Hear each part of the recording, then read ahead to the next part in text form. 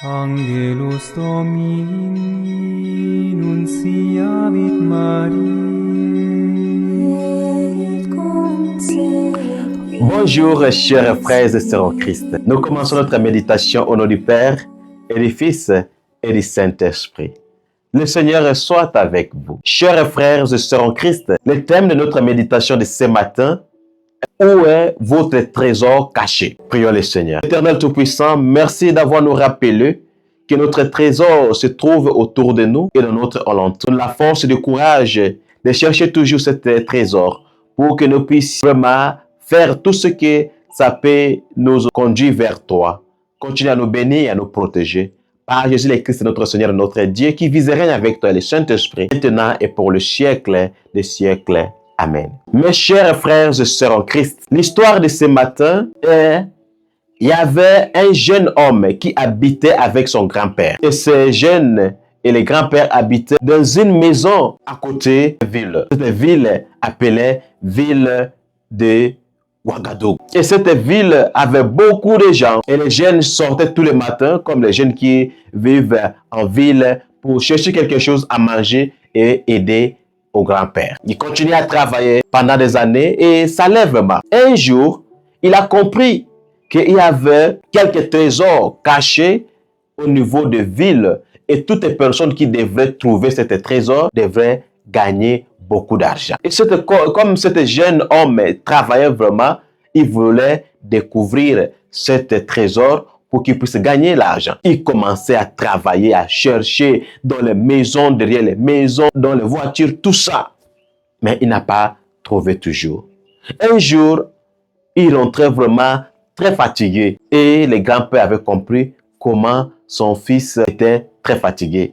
En rentrant, il l'a appelé: mon petit-fils, pourquoi tu es trop fatigué comme ça? Le monsieur a répondu que grand-père, tu n'as pas compris comment on a caché quelques trésors en ville et toutes les personnes qui devraient trouver devraient gagner l'argent. Le grand-père a souri et après, il a répondu que les trésors que tu es en train de chercher se trouvent en toi et dans l'entour. Le jeune homme ne comprenait pas. Il a demandé que cela veut dire. Le grand-père a répondu que les trésors que tu es en train de chercher se trouvent dans ta vie et dans la vie de tes frères et sœurs. Comment ça? Le grand-père a continué: dès que tu es capable à être miséricordieux, et dès que tu es prêt à partager l'amour vrai et sincère, et dès que tu es prêt à découvrir la bonté dans la vie des autres, tu as découvert cet trésor caché. Il était vraiment déçu. Pour lui, le trésor caché, c'était diamant ou l'or ou quelque chose très important qui devait lui donner cash. Chers frères et sœurs en Christ, l'évangile de ce matin, les pharisiens venaient vers Jésus pour lui demander quel signe qui pouvait leur montrer que le royaume de Dieu est proche. Jésus a répondu que le royaume de Dieu que vous êtes en train de chercher, c'est déjà là, dans votre vie et dans l'alentour. C'est pour cela, le trésor pour nous, chers frères et sœurs en Christ, est de découvrir d'abord que nous sommes prêts à partager cette compassion avec d'autres et vivre l'amour vrai et être les gens qui sont prêts à découvrir la bonté, le bonheur, la joie dans la vie des autres. Nous vivons dans un monde qui est prêt seulement à chercher tout ce que ça peut être bon, ça nous appartient. Je veux que c'est moi qui dois être le plus riche. Je veux que moi qui dois être le plus apprécié. Je veux que c'est moi qui dois être le meilleur. De tout ça, ça sert à quoi? Seulement les trois choses qui comptent, chers frères et sœurs en Christ, si nous voulons vraiment découvrir ce trésor caché. Quelles sont les trois choses? Première chose, d'être prêt à partager la compassion de Christ. Vivre la vie des gens qui sont prêts à être miséricordieux, les gens qui pardonnent, les gens qui montrent l'amour, les gens qui donnent cette compassion et sont prêts vraiment à imiter la miséricorde de Dieu. Est-ce que toi et moi, nous sommes les gens qu'on peut appeler les miséricordieux? Les gens qui sont prêts à pardonner, les gens qui sont prêts à donner la deuxième chance. Et deuxième point, nous sommes invités aussi à être les gens qui sont prêts à vivre l'amour vrai et sincère. Beaucoup parmi nous, l'amour est plus l'amour d'intérêt. Si je bénéficie quelque chose, je dois m'accrocher là-bas. Si mon intérêt est là-bas, je pars là-bas. Mais s'il n'y a rien comme l'intérêt ou quelque chose que je peux gagner, il n'y a plus l'amour.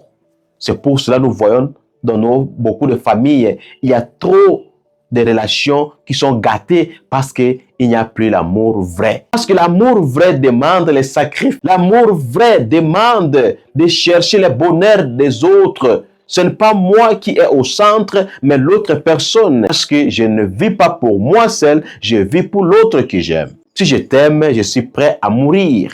Si je t'aime, je suis prêt à te défendre. Si je t'aime, je ne suis pas prêt à faire le commérage sur ton nom. Je ne suis pas prêt à te trahir. Je ne suis pas prêt à faire du mal pour voir que tu es dans le problème. L'amour vrai demande les sacrifices. Et troisième point, pour découvrir et vivre cette royaume de Dieu sur la terre, il faut être prêt aussi à découvrir quelque chose de bien dans la vie des autres. Beaucoup parmi nous sont prêts seulement à critiquer. Pourquoi tu n'as pas fait comme ça? Pourquoi tu n'as pas fait comme ça? Tu devais faire 1, 2, 3. Tu devais. Nous voyons toujours les choses ou les actes négatifs. Beaucoup parmi nous sont prêts à critiquer, mais peu sont prêts à apprécier les efforts des autres. Comment tu peux découvrir cette royaume de Dieu dans ce monde si tu ne vois pas quelque chose de bien dans la vie de tes amis? Seulement tes enfants qui sont les meilleurs enfants, mais les enfants des autres, ce sont les mauvais. Les enfants des autres, ce sont les enfants qui causent toujours des problèmes au quartier. Les enfants des autres, ce sont les enfants des voleurs,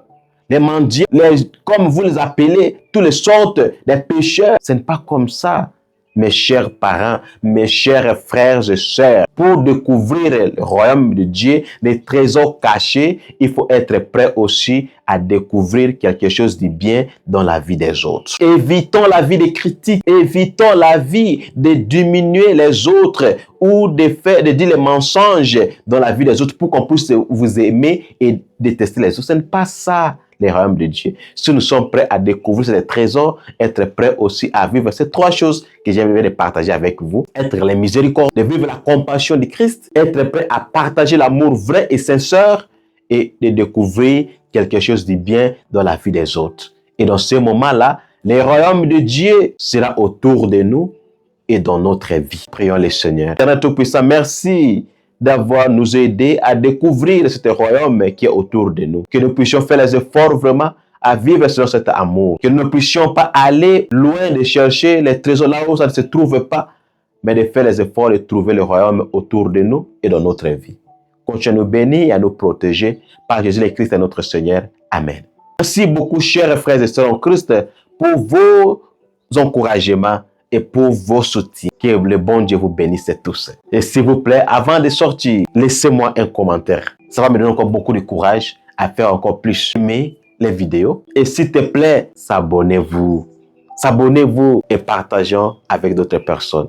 Merci d'avoir fait ce que je vous avez demandé maintenant même. Bonne journée à tous. Le Seigneur soit avec vous. Que Dieu Tout-Puissant vous bénisse, le Père, le Fils et le Saint-Esprit.